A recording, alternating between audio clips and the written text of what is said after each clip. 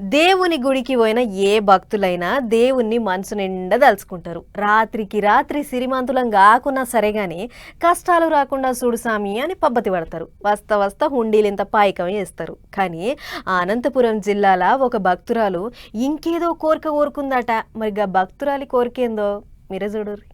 కోరిక కోరిన భక్తురాలు అయితే ఈడ లేదు గాని ఆమె నోటి మీద ఏం రాసేసిపోయిందో చూడురిగా.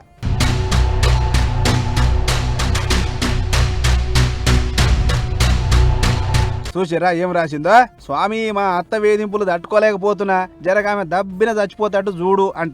ఎంత ఇచ్చంతరమైన కోరికనో కదా. ఏ ఇంట్లోనైనా అత్తా కోడల నడుమ కీసులాటలు పంచాదులు తిట్టుకోవడాలనేది మామూలు ముచ్చట్నే. ఇద్దరు ఎంత తిట్టుకున్నా అలిగినా గులిగినా మళ్ళా ఏదో ముచ్చట్ల మాట్లాడుకోవాల్సిందే, కలిసిపోవాల్సిందే.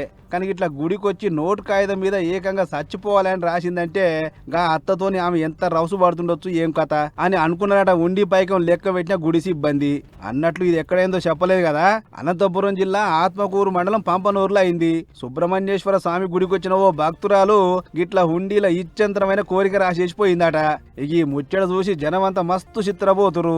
ఎవరైనా కష్టాలు పోవాలి, దంద మంచిగా కావాలని రాసేటోళ్ళను చూసినాం గాని ఏకంగా అత్తను భూమి మీద లేకుండా చేయాలని దేవునే కోరినవు. ఇదేం తారీఖా అని ఒక్కొక్కరు ఒక్కో తీరులా అనుకుంటారు. మరి కోడల్ని గంత మంచిగా చూసుకుంటున్నాగా అత్తెవలో, అత్తను చంపమని దేవునికే మొరబెట్టుకున్నాగా ఆ కోడలెవలో ఇక దేవునికే తెలవాలి.